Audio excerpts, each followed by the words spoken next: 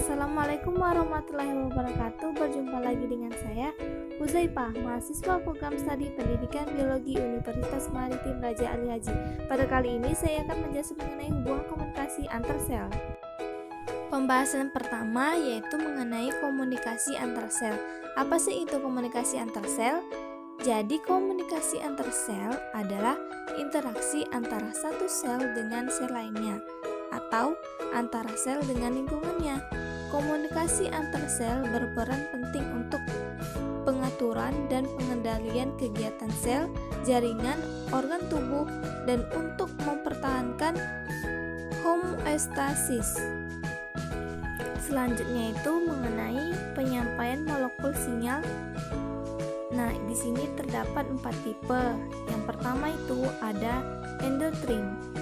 Endotrin ini sel target jauh menggunakan mediator hormon.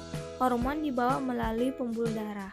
Yang kedua itu ada paraklin, yaitu mediator lokal mempengaruhi sel target tetangga dirusak oleh suatu enzim ekstraseluler atau diimobilisasi oleh extracellular matrix. Yang ketiga ada outrin, sel responsif terhadap substansi yang dihasilkan oleh sel itu sendiri. Contohnya itu komunikasi yang terjadi ketika pertukaran ion pada sel dalam jaringan. Yang keempat ada simptik. Yang keempat ada sinaptik. Sinaptik menyampaikan sinyal dapat dilakukan dengan cara protein dari suatu sel berikatan langsung dengan protein lain pada sel lain. Selanjutnya ada metode komunikasi antar sel, yang dimana yang pertama itu ada komunikasi langsung. Komunikasi langsung adalah komunikasi antar sel yang sangat berdekatan. Komunikasi ini terjadi dengan mentransfer sinyal listrik atau ion-ion atau sinyal kimia melalui hubungan yang sangat erat antara satu sel dengan lainnya. Contohnya pertukaran ion dan garam antar sel dalam satu jaringan. Yang kedua itu ada komunikasi lokal. Komunikasi lokal adalah komunikasi yang terjadi melalui zat kimia yang dilepaskan ke cairan ekstrasel atau intersetial untuk berkomunikasi dengan sel lain yang berdekatan atau sinyal paraktin atau sel itu sendiri atau sinyal outrin. Yang ketiga ada komunikasi jarak jauh. Komunikasi jarak jauh adalah komunikasi antar sel yang mempunyai jarak cukup jauh. Komunikasi ini berlangsung melalui sinyal listrik yang dihantar sel saraf dan atau dengan sinyal kimia atau hormon atau herohormon yang dialirkan melalui darah. Pembahasan selanjutnya itu mengenai transduksi sinyal.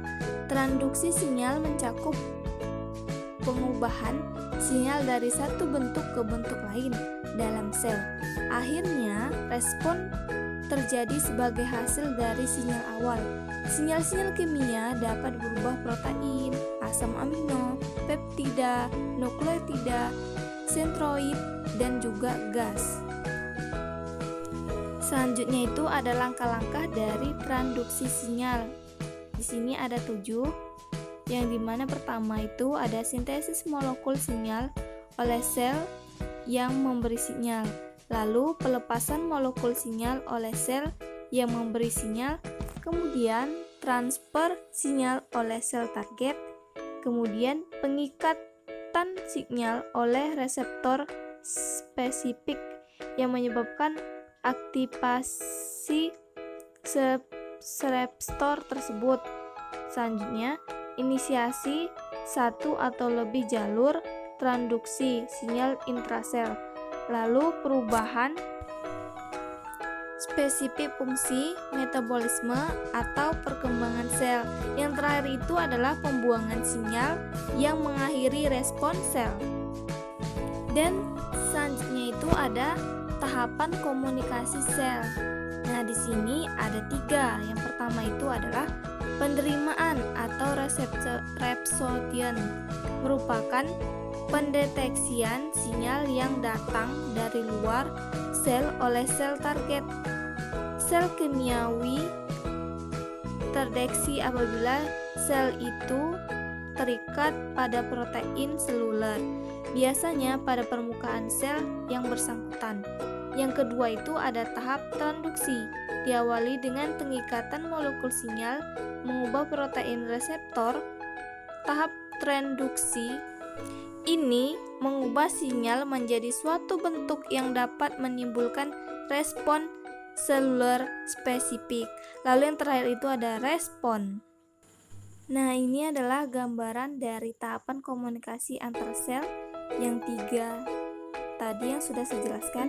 Yang dimana di sini yang pertama itu ada penerimaan atau reception, lalu yang kedua itu ada transduction, lalu yang ketiga itu ada respon. Demikianlah penjelasan dari saya mengenai hubungan komunikasi antar sel. Semoga ilmu yang saya berikan dapat bermanfaat bagi teman-teman semua. Dan saya tutup dengan billahi taufiq. Wassalamualaikum warahmatullahi wabarakatuh.